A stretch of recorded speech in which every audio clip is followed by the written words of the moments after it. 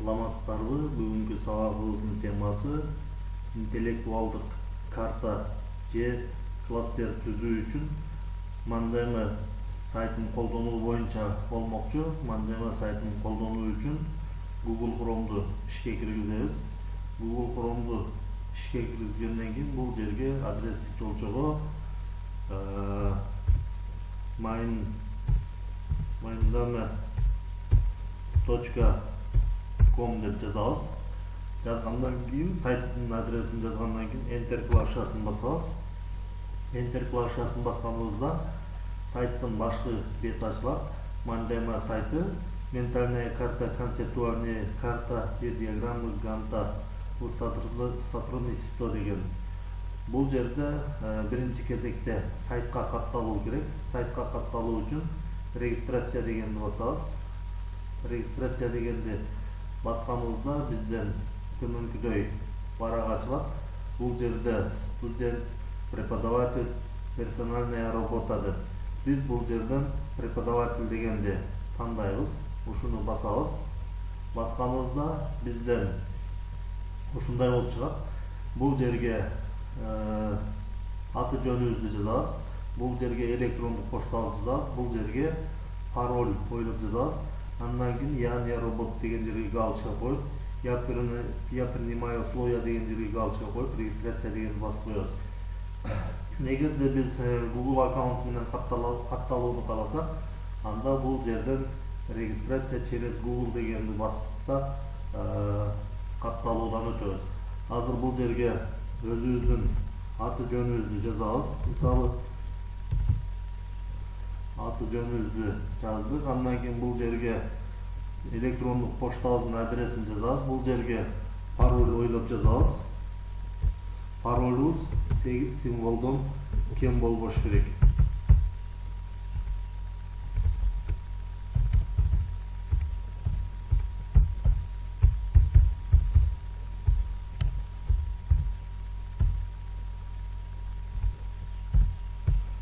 Парольдо цифралар жана латын тамгалары болуш керек.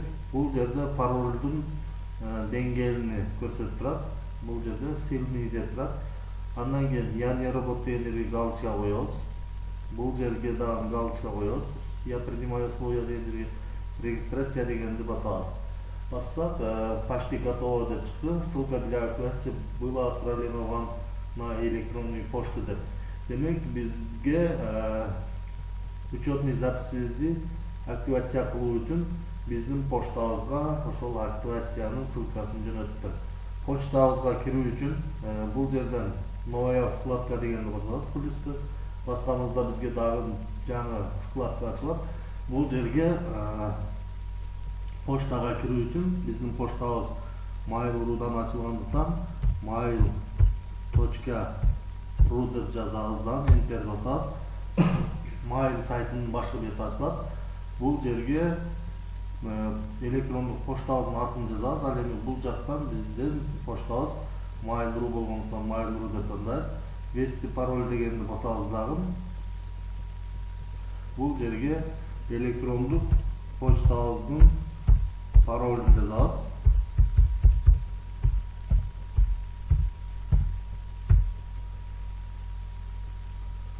Поштанын паролун жазып туруп, бул жерден войти дегенди басабыз. Войти дегенди басканыбызда биз электрондук почтабызга киребиз. Азыр биздин почтабыз жүктөлүп атат. Жүктөлгөнгө чейин бир аз күтүп турабыз. Мына бизге Mandema сайтынан кат келген. Ушул катты ачабыз. Катты ачканыбызда бул каттын ичинде төмөнкүдөй ссылка бар. Бул жерден биз ушул ссылканы басып коюшубуз керек. Ушул ссылканы басканыбызда кайра Mandema сайты жүктөлөт. Азыр бизде жүктөлүп атат. Демек бизде Mandema сайты жүктөлдү. Ваша учетная запись была активирована деп чыгат. Демек биз жумушту аткаруу үчүн начать сейчас дегенди басабыз. Начать сейчас дегенди басканыбызда сайт жүктөлүп атат. Жүктөлгөнчө бир аз күтүп турабыз. Сайт жүктөлгөндө ушундай болуп чыгат. Бул жерден биз картаны, өзүбүзгө жаккан картаны тандап алсак болот. Бул жакта түрлөрү чыгып турат. Ушундай болуп, бул жерден биз өзүбүзгө жаккан карталардан тандасак болот. Азыр бул жерден бир картаны тандап көрөлү. Мисалы, бул жерден ушул картаны тандап көрөлү. Картаны тандаганыбызда төмөнкүдөй болуп жүктөлөт. Бул жерден биз бул жазууну жок кылуу үчүн ушул стрелканы басабыз. Андан кийин бул жерден ушул баскычты басабыз. Бассак жок болду. Бул жерге биз жазабыз. Демек, картаны түзөбүз. Азыр картаны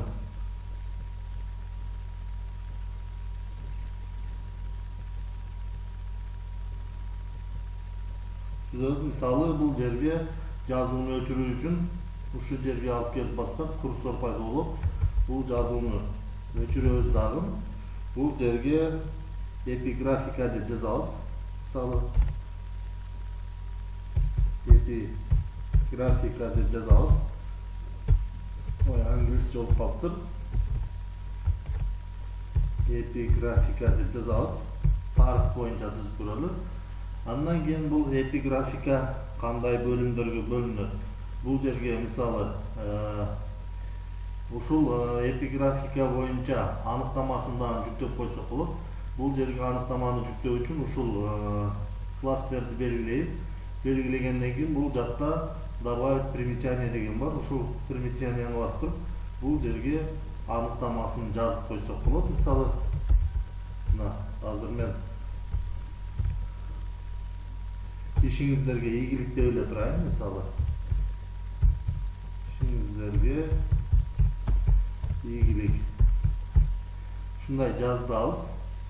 Жазгандан кийин бул жерден ссылка койсок болот, видео койсок болот, формула койсок болот.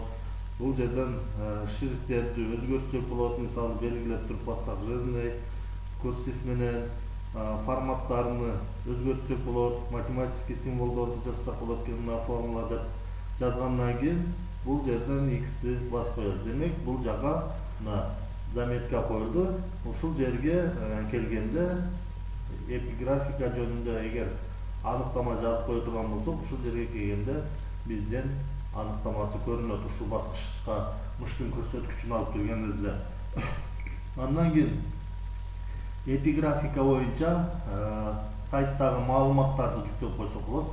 Ал үчүн бул жерден добавить гиперссылку и приложение деген басып туруп, бул жака ссылканы жазып койсок болот. Мисалы, Википедия деп койсок болот. wikipedia.com деп койсок, ушул эпиграфика боюнча Википедиядагы маалыматты жүктөп койсок болот. Ар бир класстерге ушундай маалыматтарды киргизсек болот. Ал эми бул жерде добавить изображение дегенди басып туруп, биз бул жака эпиграфика боюнча сүрөттөрдү жүктөп койсок болот. Биринчисиден интернеттен ссылкасын алып жүктөп койсок болот. Ал эми бул жерден скрипканын сүрөтүн басып туруп, обзор деген бассак, мой компьютер деген бар. Мой компьютер дегенди басып туруп, компьютердеги сүрөттөрдү жүктөп койсок болот. Google Drive деген басып туруп, Google дисктеги сүрөттөрдөн жүктөсөк болот. OneDrive деген басып туруп, ошол OneDrive'дагы сүрөттөрдөн жүктөсөк болот.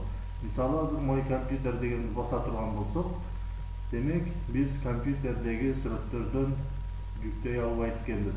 Себеби премиум функция экен. Бул функцияны ишке киргизүү үчүн демек биз ушул Mandemo сайтынын платный контентini сатып алышыбыз керек экен. Мындай бесплатный версиясында демек сүрөт жүктөй албайт экенбиз. Ал эми бул жерден баса турган болсок, Компьютерде мындема сайтынын өзүнүн функциясындагы сүрөттөр гана чыгат экен. Ушундагы сүрөттөр жүктөсөк болот. Ал эми бул жерден символдорду жүктөп койсок болот. Мисалы, эпиграфикага байрак коюп койсок, бул жерде демек ушул өзгөчө белгилерди коюп койсок болот экен кластерлерге. Ал эми бул жерден добавить видео деген бастырып, бул жактан дагы видеолорду жүктөп койсок болот. Мына эпиграфика деп чыкты.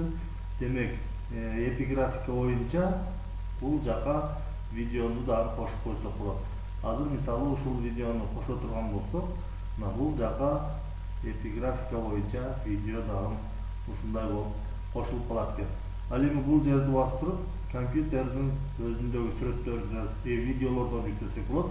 Демек, биз компьютердеги сүрөт видеолорду жүктөй албайт экенбиз. Премиум класс экен ал. Ушундай кылып видео кошуп койсок болот. Ал эми бул жерди басып туруп, добавить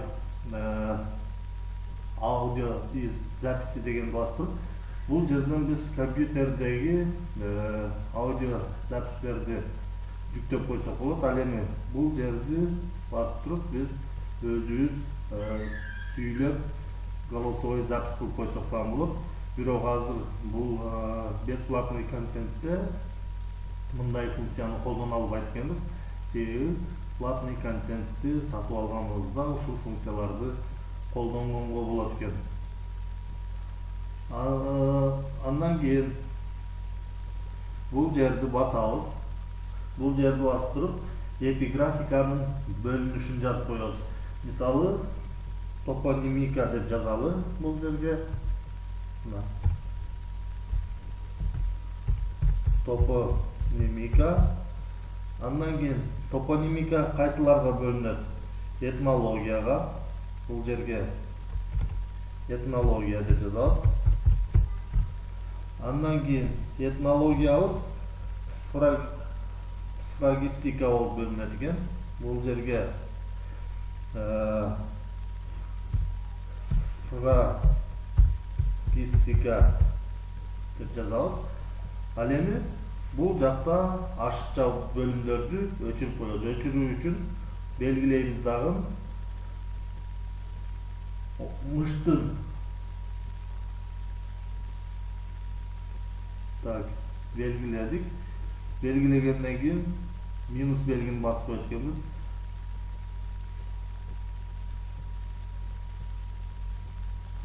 Бул жерден белгиледик.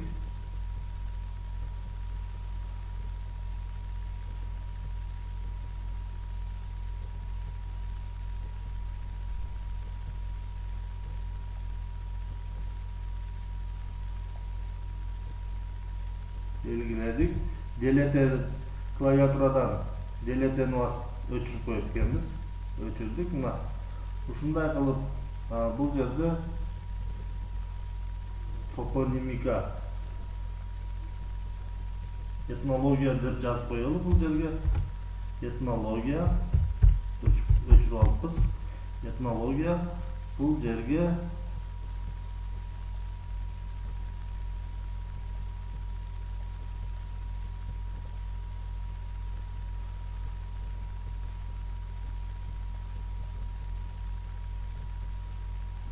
азыр өзгөрүп кетти.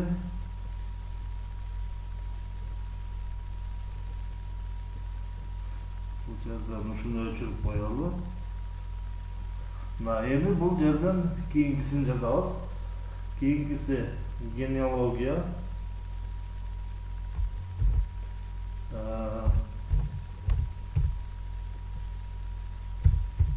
Генеалогия.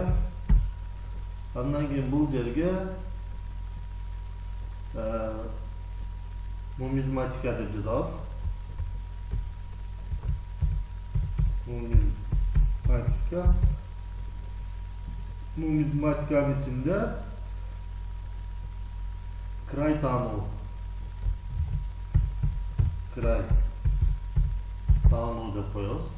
Ал эми бул ашыкча бөлүмдөрдү өчүрүп коебуз. Бөлүмдөрдү өчүрүү үчүн класстерлерди белгилеп туруп, клавиатурадан делетени басабыз. Бул жерден дагы белгилеп туруп делетени басабыз. Мына Эми бул жакта ашыкча кластерлерди өчүрүү үчүн бул жерди белгилеп туруп делетени басып коебуз. Бул жерди белгилеп туруп делетени басып коебуз. Бул жерди белгилеп туруп делетени басып коебуз. Эгерде буга дагы бир кандайдыр бир класстерди кошушуу керек болсо, бул жерди басабыз дагы. Ушул негизги класстерди дагы бөлүш керек болсо, ошону белгилеп туруп, бул жактан плюс белгини басабыз. Бассак, мына бул жака новая главная тема деп дагы класстер кошулду. Эми бул класстерди дагы бөлүү үчүн бул жерден белгилеп плюсту басабыз. Мына подтема болуп бөлүнүп кетет. Ал эми подтеманы дагы бөлүү керек болсо, бул жерди басып плюсту басабыз. Мына ушундай болуп бөлүнүп кете берет. Эми бул ашыкча өчүрүп коеюн. Ушундай кылып кошсок болот. Ал эми бул класстердин арткы фонун өзгөртүп алсак да болот. Арткы фонун өзгөртүү үчүн бул жерди басабыз. Бул жерди басат экенбиз. Тема дегенди басып туруп, бул жакта мына темалар бар. Каалаган темаларды тандасак дагы болот. Бул жерде мисалы ушундай кылып тандасак, мына темага жараша өзгөрүп атат.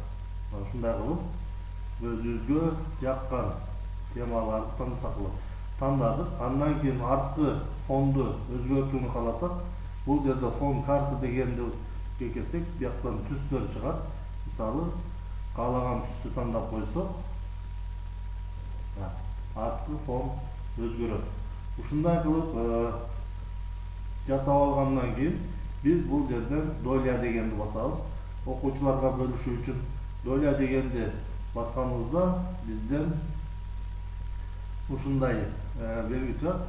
Биз бул жердеги ссылканы көчүрүп туруп окуучуларга жөнөтүп койсок болот. Же болбосо бул жерден Google Classroom'га жөнөтүп койсок болот. Жана башка бул жерден Facebook, башка соц тармактарга бөлүшүп койсок болот.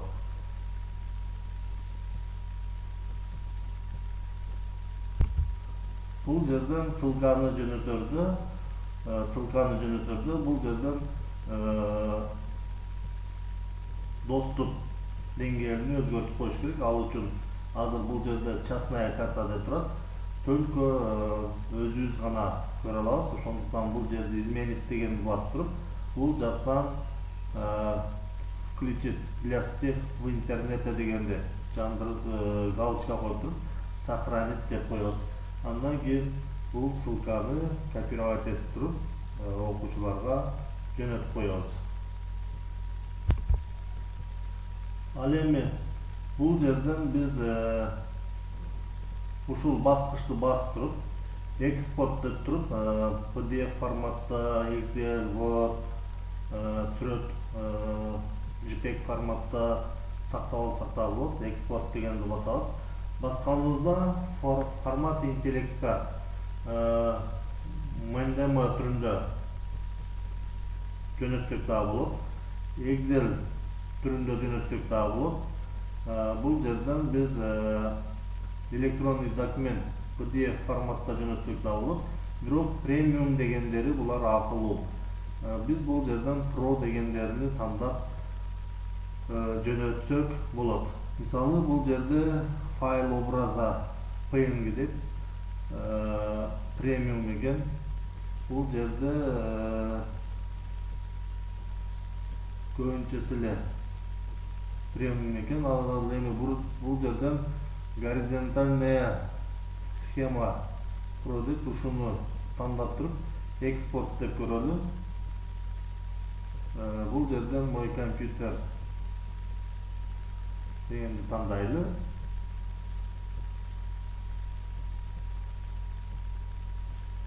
Ушундай кылып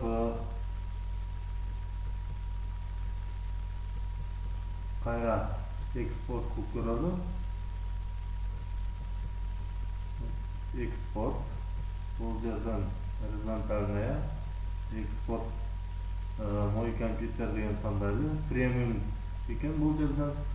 Биз